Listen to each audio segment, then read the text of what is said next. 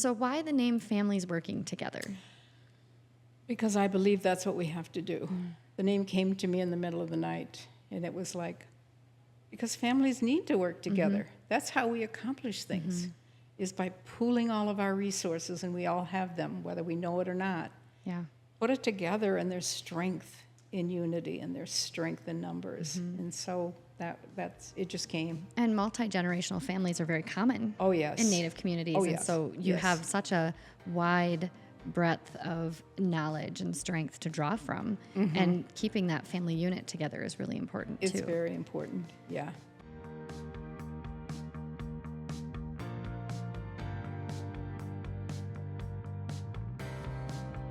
Welcome to this week's episode of 50 Faces of Feeding South Dakota. Today we're on the road in Wanblee, South Dakota, still having conversation around food access and challenges and opportunities within Native communities and on Native reservations. So I'm with Mary today. Mary, why don't we get started with you kicking it off and telling us about yourself? Okay, well, thank you for coming out, and thank you for featuring what we're doing. I am by past profession a nurse, teacher, naturopathic doctor who kind of moved out here because I saw needs and I felt like I had some resources to be able to fill some of those needs. So let's talk a little bit about that. First of all, let's help give kind of context of where we're at. So we're in Wanblee. Yes. Tell me a little bit about where Wanblee is located. And, I took a lot of wide open spaces getting here today. Yes, you did. Wanblee is in the very edge of the Pine Ridge Indian Reservation. We're located near the Black Hills. It's really a beautiful setting. Yes. Wanblee in and of itself is a small village, pretty isolated from the rest of the reservation, which is probably good and bad within itself. Sure. But it really is a beautiful place. Because so it's on the eastern edge. Yes. And so closer to the Rosebud Reservation. Closer to the Rosebud. And not far from where the time zone changes. Not at all. But on my way here, you're right. I mean, it's beautiful, beautiful. A little bit of Badlands look, Yeah. the start of the Badlands, those bluffs. Lots of open spaces, but not much more than that. I mean, there wasn't a lot of towns, gas stations, grocery stores, all those things. None of the above. You learn, and I'm grateful for having grown up rural in Wisconsin, because it would be kind of scary if you didn't know that you need to prepare. You can't wait until the last minute and say, oh my goodness, I'm out of gas. What do I do now? Well, you sit there is what you do. Or if your vehicle breaks down. Yes, you're really at the dependency of people. Unfortunately, they do have organizations, the Angel Group, which comes out and helps people, the Guardians. But, it's rural. And rural in and of itself has its own issues. You can't decide to bake a cake today and not have sugar. Right. You're just not going to bake that cake. Right. You have to. It's about preparedness. It is. It's about very thinking much ahead. So. Yes. Yes. So, you mentioned you grew up in Wisconsin. Yes, I did. What brought you here? Tell me a little bit about how you were introduced to this area. Okay, I was introduced to this area, oh my goodness, maybe 8 years ago. I was a nurse at the University Hospital, and the unit clerk on the floor that I worked on was a geometry teacher during the week. On the weekends, she was the unit clerk. She would bring kids out, high school kids from her geometry class, to do service projects. And she knew that I had worked with other indigenous groups in other places, and I was kind of always ready for an adventure. And so she asked if I would come because it was a school-related trip. Sure. She needed a healthcare person. And I said, well, I've never heard of Pine Ridge, but sure, why not? So I did. I did that for 3 years. I came out. Every summer? And every March. Every March, okay. Little did I know it was that cold, so seriously, I was wearing my flannel pajamas under my jeans In and March. my coat in March because it's cold. So that was how you were first introduced Yes. to this area. Was it Wanblee that you came to, or was it? It was not. It was with another group that was not functioning here in Wanblee necessarily, but we met people that worked for that Sure. same organization. We were doing beds. We were building beds for kids. Oh. And so part of their project the kids they had to watch a ton of movies, Native-related movies, and they also had to make star quilts because it was a geometry class. Wow. So we would bring quilts, pillows, blankets, stuffies, books, and a flashlight for these kids that didn't have a bed prior to that. And I thought, oh my goodness, I've worked rural before, but Not like this. not in this day and age. This should not be. This should not be. So that was really kind of what sparked your Yes. interest or passion for serving Native communities. What got you here? What got me here is we met a couple that was also working for this organization. They were local and they were from Wanblee. And so we kind of struck up a friendship and they said, well, come out and try it. So for probably 3-4 years, we came and went with supplies, with stuff, coats, food, whatever we could collect. And then I finally said,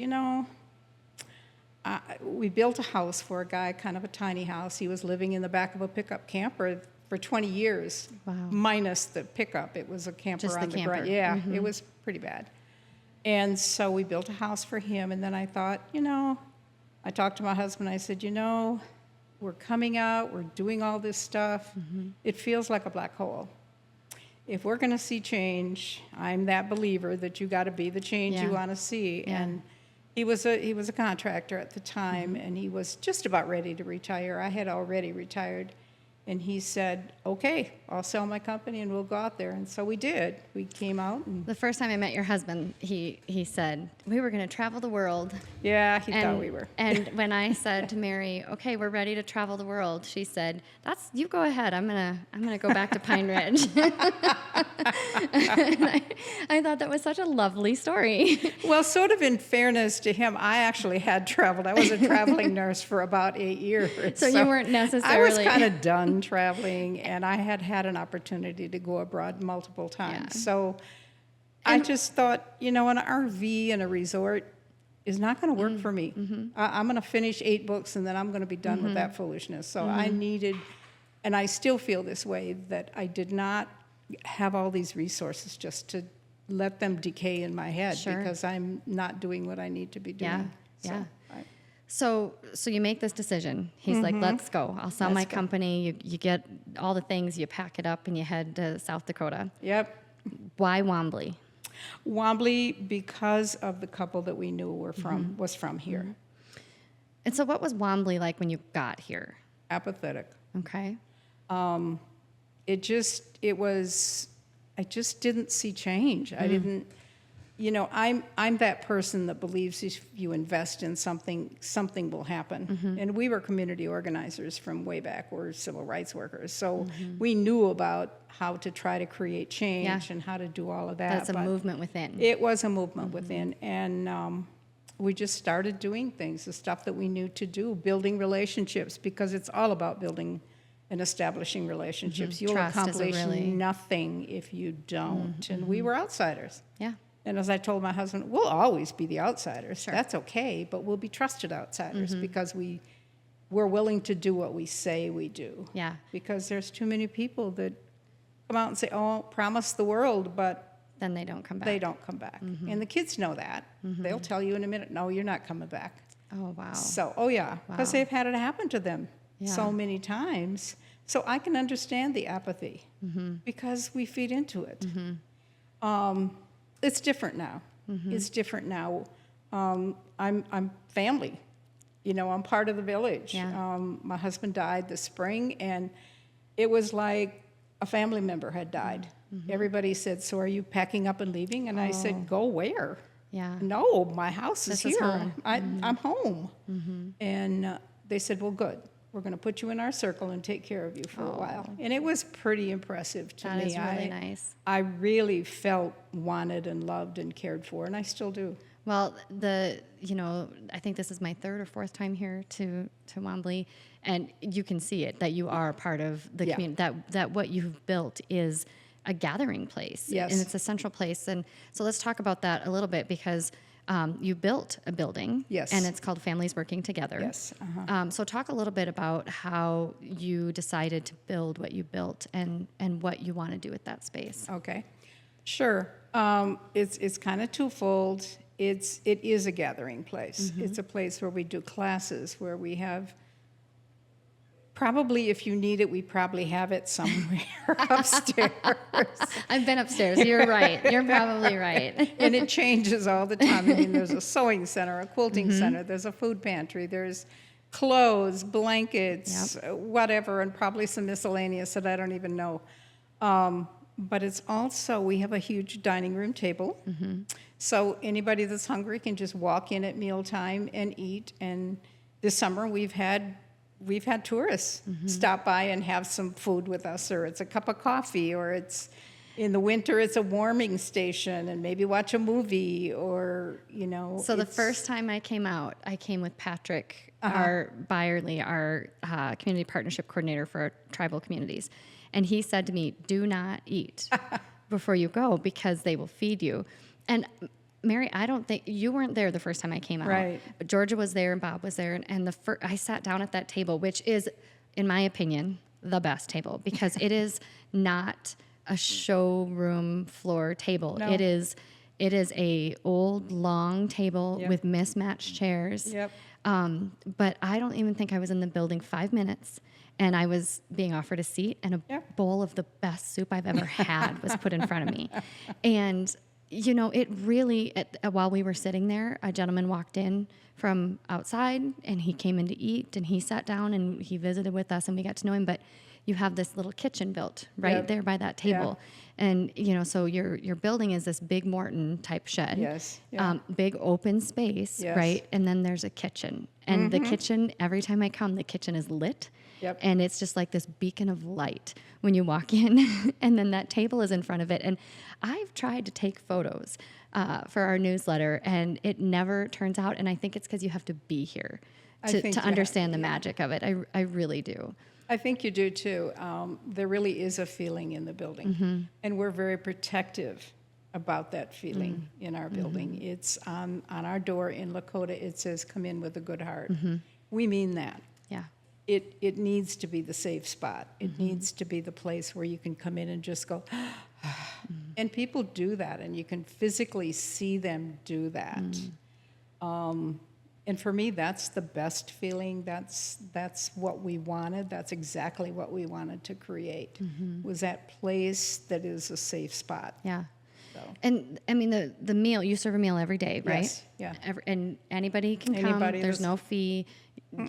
Every day it's different. Who knows, right? You come to eat. You just, Yeah.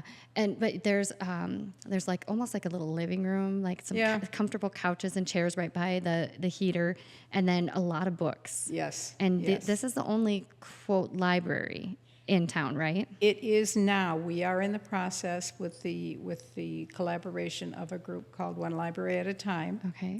We have about close to 3,000 books sitting at Crazy Horse School. We're waiting for them to get the room ready. Wow. We're ready to set the library up. Oh. So there will be a library here. And it has been a good resource to have in the community, right? Oh, absolutely. And, we have our own little library.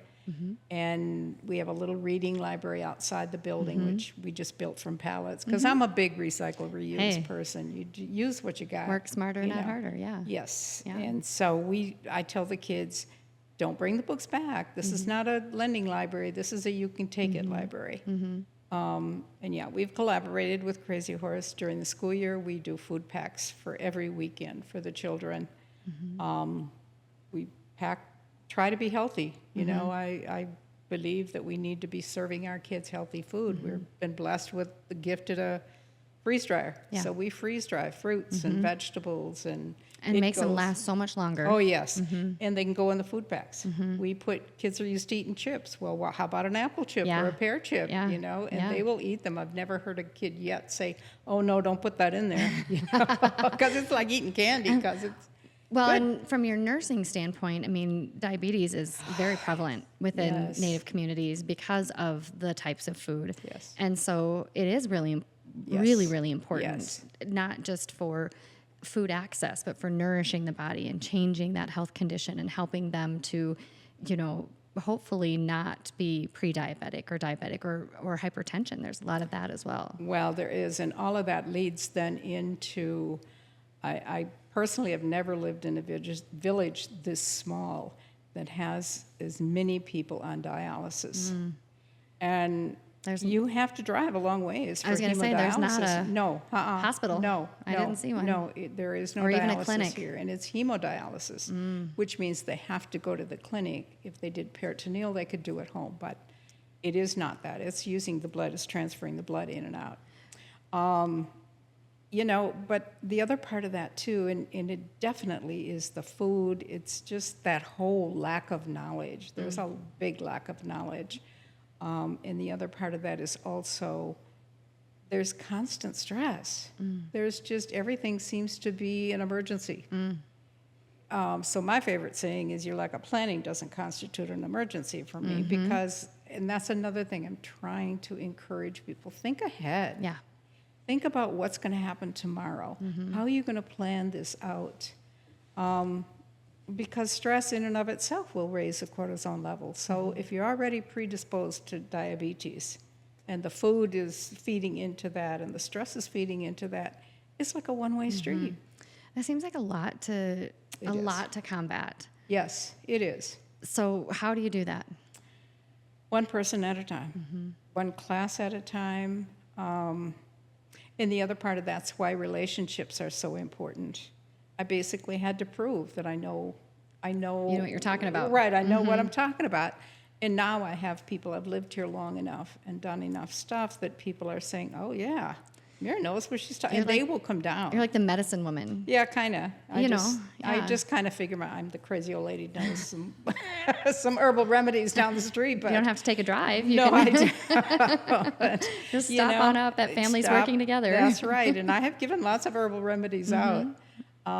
We've done a foraging class, and we're probably going to do another one in the spring. And then out of that, we also make tinctures and salves and stuff like that, because there's stuff out there. And that's connecting back to cultural importance of the land and the plant. And, it's not just about medicinal. It's about all the things that are here that can be consumed or used in different ways, and to use what nature has given us. Go back and connect. Connect with your ancestors. Connect with the land. We talk about it. We need to do it.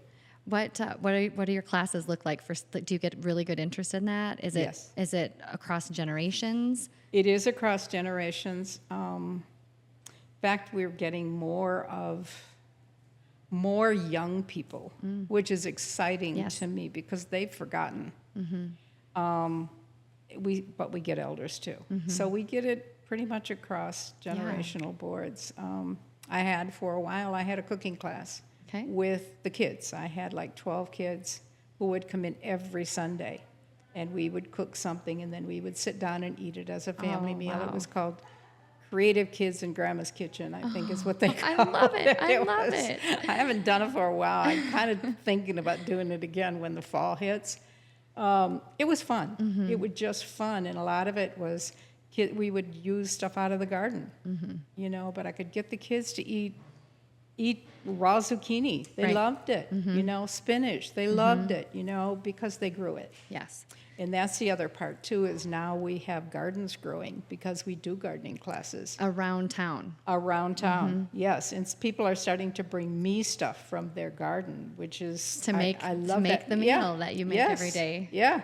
Nice. So it's pretty exciting. I got up this morning, and here's 4 bags of donated clothing that someone drops off. We are that place now. It's known. It is known. So why the name Families Working Together? Because I believe that's what we have to do.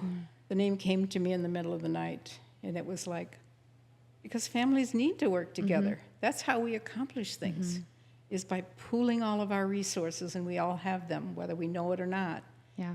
Put it together, and there's strength in unity, and there's strength in numbers. And so that's it just came. And multi-generational families are very common in Native communities. Oh, and yes. so you have such a wide breadth of knowledge and strength to draw from. And keeping that family unit together is really important, too. It's very important, yeah.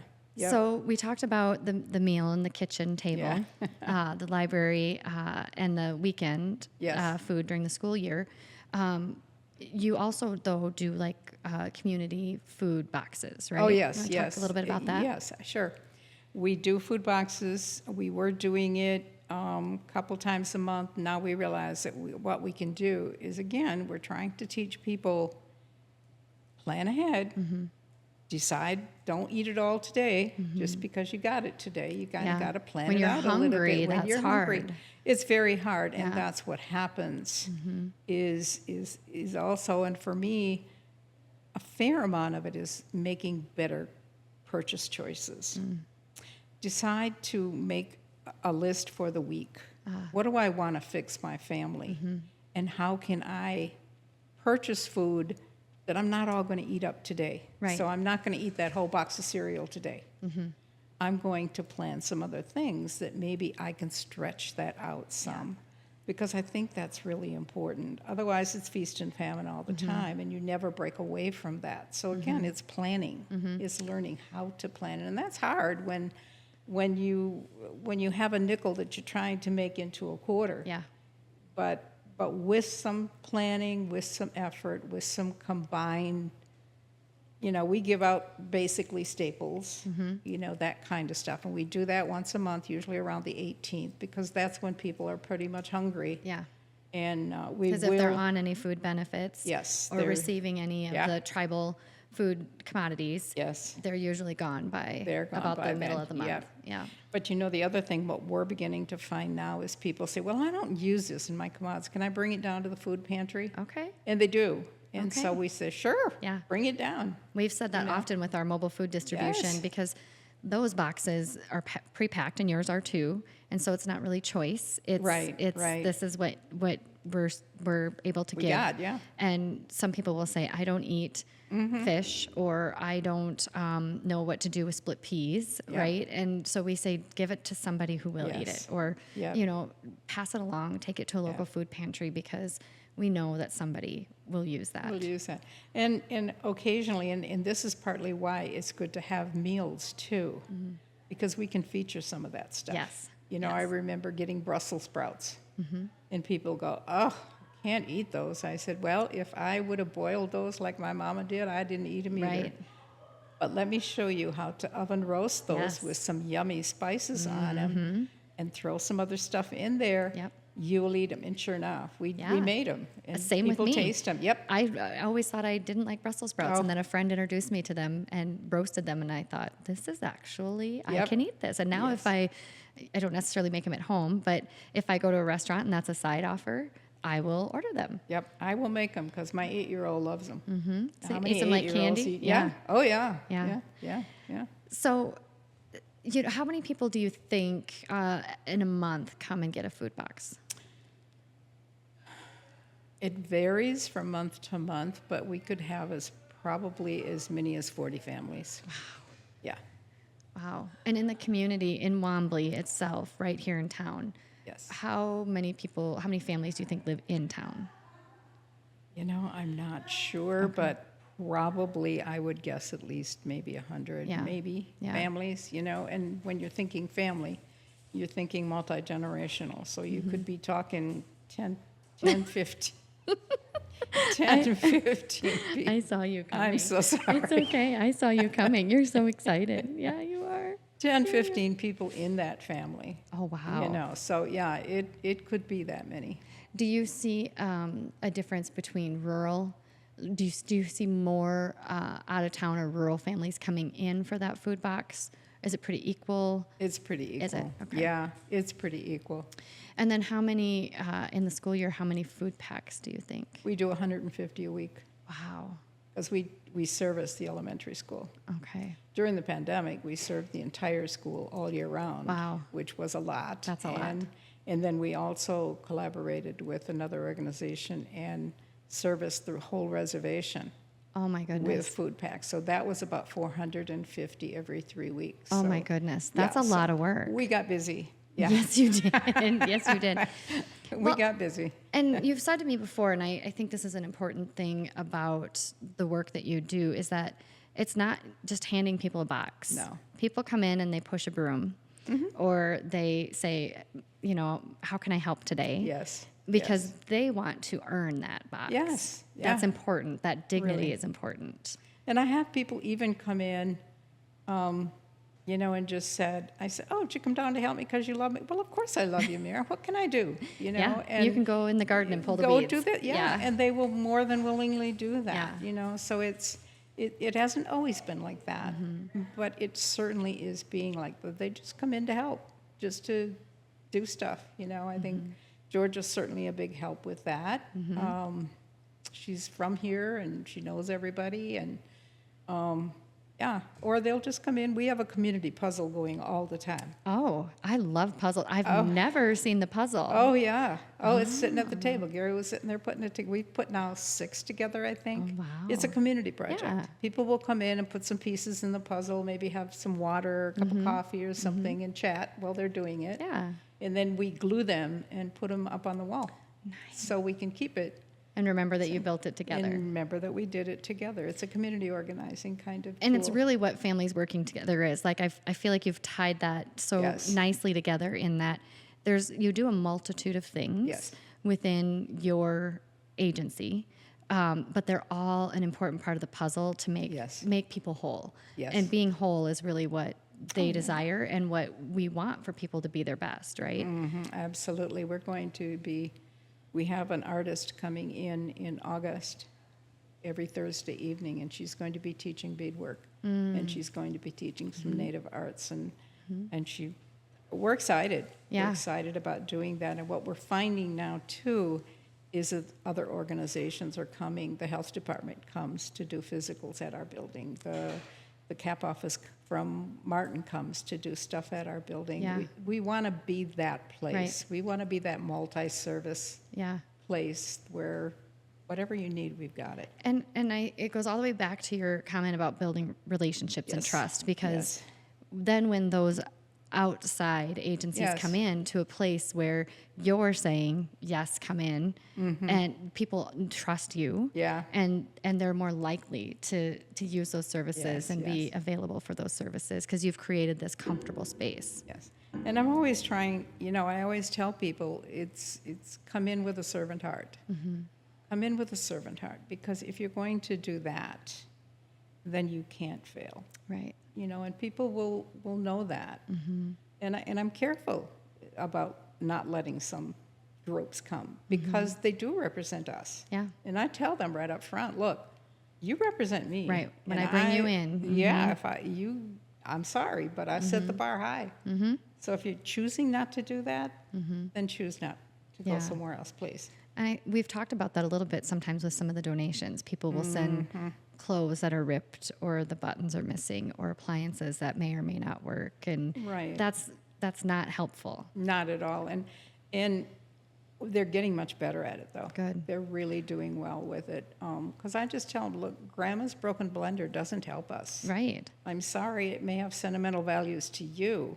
Right. But now you have to figure out Now how I to got get to rid of figure it. out, yeah, right. I don't need that. Yeah. I choose not. It doesn't have to be new, but in clothes, don't send me the zippers that are broke on a coat. What kid, when it's cold as it gets in South Dakota, is going to survive when you Right. do that? That's not fair. Fix the zipper and then Fix send the it. zipper, or please keep it. Do something else with it. I don't care, but Yeah. don't send it here. Yeah. Because I think that's important. I think we as donators need to learn that. Give your best. Don't give your worst. Yeah.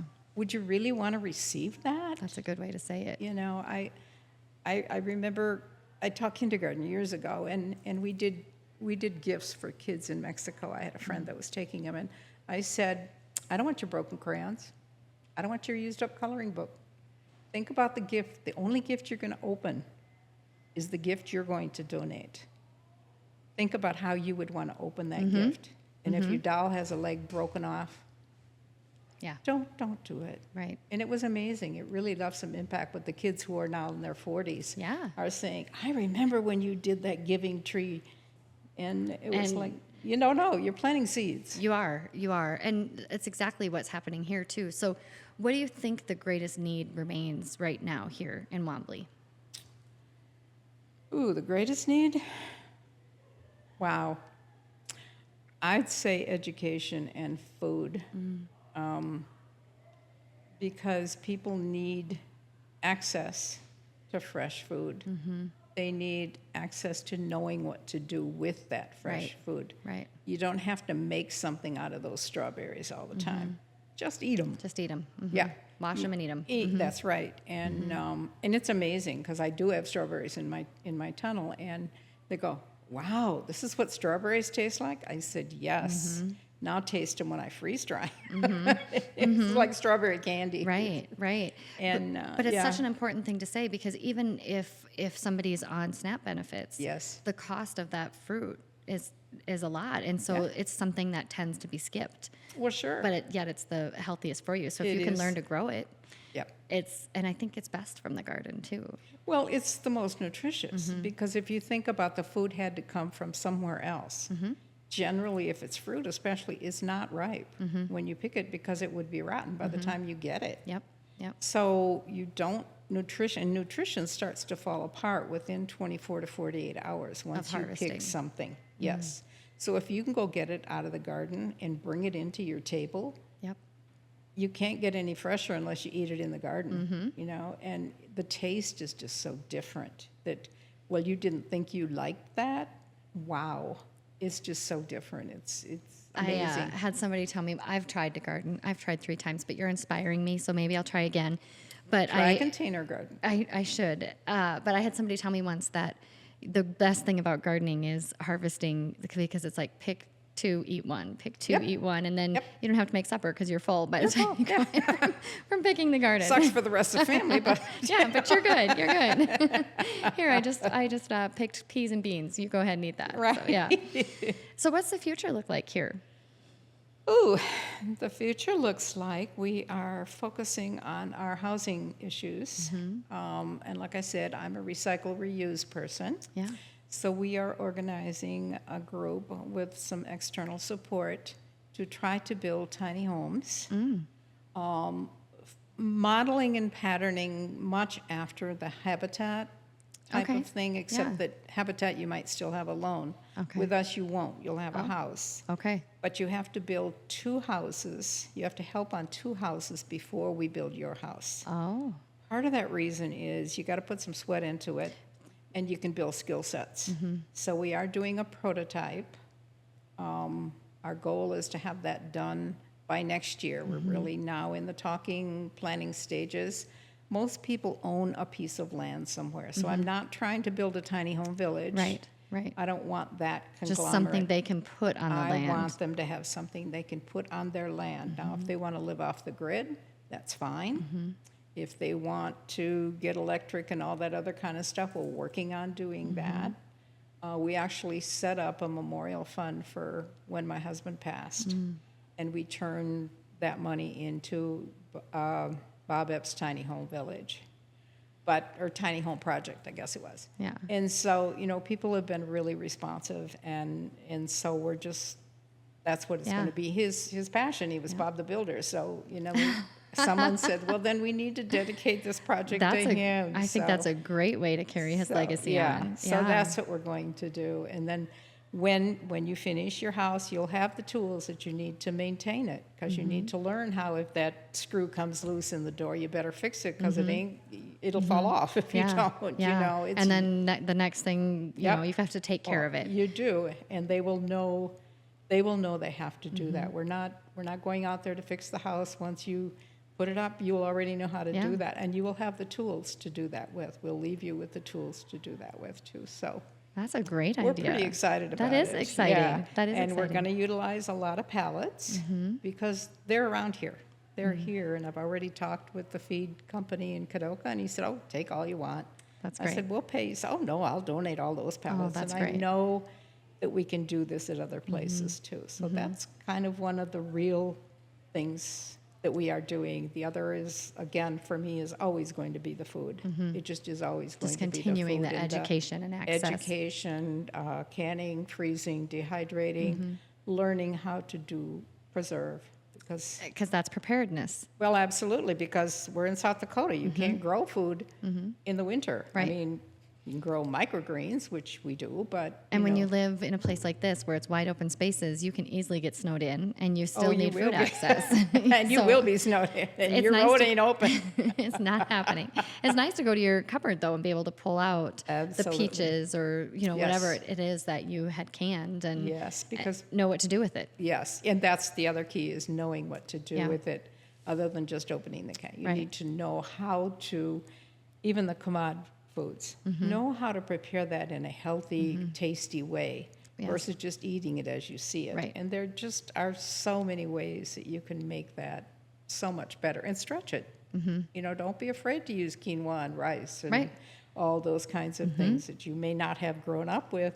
Doesn't mean you can't use them start now. Yeah.